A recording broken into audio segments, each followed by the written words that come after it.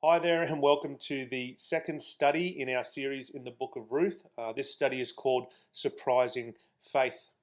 In the last study, we set the scene for what will be the beautiful and intimate story of Ruth. But unfortunately, we saw that it was anything but a beautiful setting. Set in the time of the judges, Ruth is set in one of the most harrowing times in Israel's history. Immorality, idolatry, injustice, these things are rife in the nation. The worship of Yahweh as Lord has all but been forgotten. And we are told that in those days there was no king. Everyone did what was right in his own eyes. Israel was cycling through rebellion, judgment, repentance, salvation, and ultimately renewal. And this would happen over and over and over again. But unfortunately, things just spiraled out of control, and even the judges that God gave the people to save them eventually turned out to be corrupt and broken.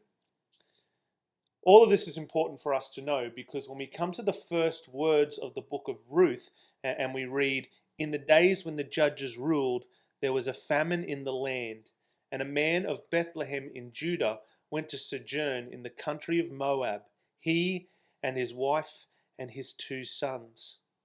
Without the context of the book of Judges here, we might be tempted to view this famine as just some random happening.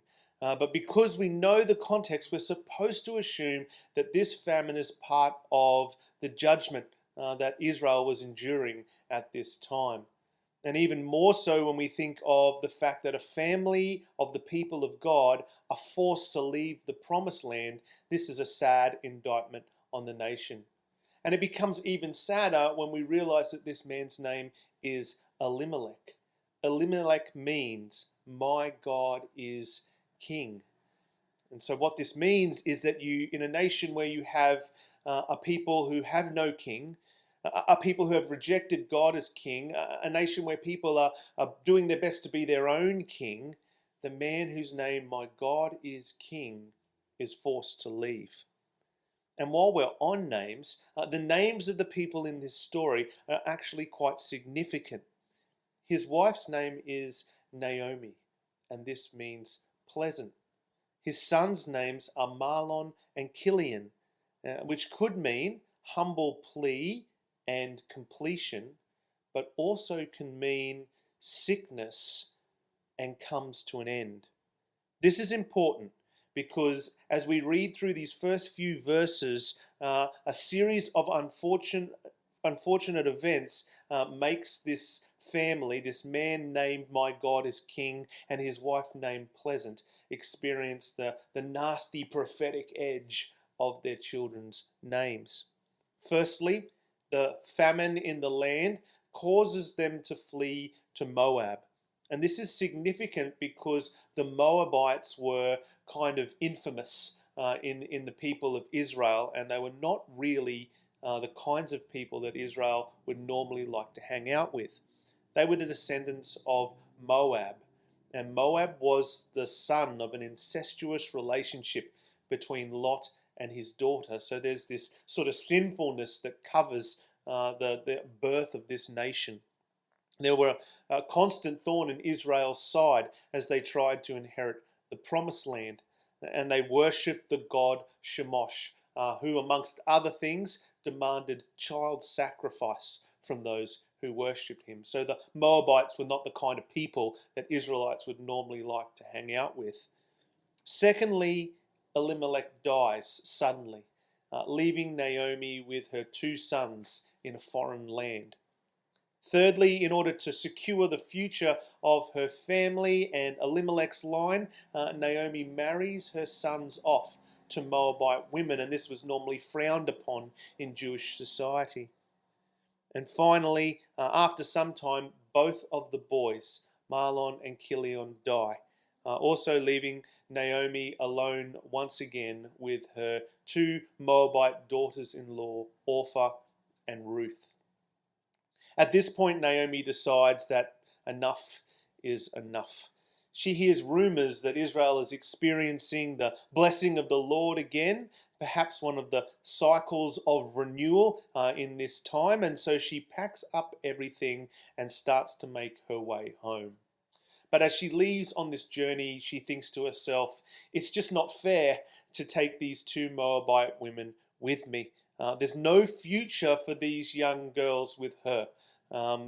As widows, their chances of remarriage and having children would have been small. They were basically consigning themselves to a life of poverty, childlessness, and sorrow. So she tells them to go back to their Moabite families, to go and find Moabite husbands, to get on with their life, and get on with what they would have done if they had never met her.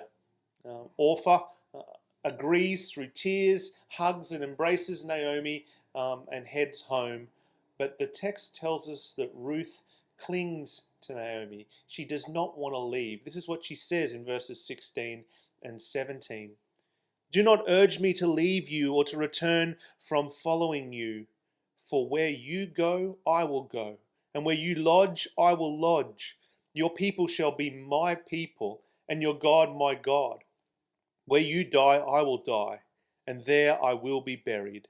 May the Lord do so to me, and more also, if anything but death parts me from you. It's important to note that at this point, Ruth is probably just a teenage girl. But this is far more than just the emotional attachment of a young girl to a mother figure in her life. Naomi has urged Ruth to return to her Moabite family, to find a Moabite husband, basically to go back to being a Moabite. But Ruth cannot. Ruth appeals to the name of Yahweh, the God of Israel. Her oath to Naomi is not just an expression of her deep love for Naomi, it's also an expression of her deep faith in the God of Israel.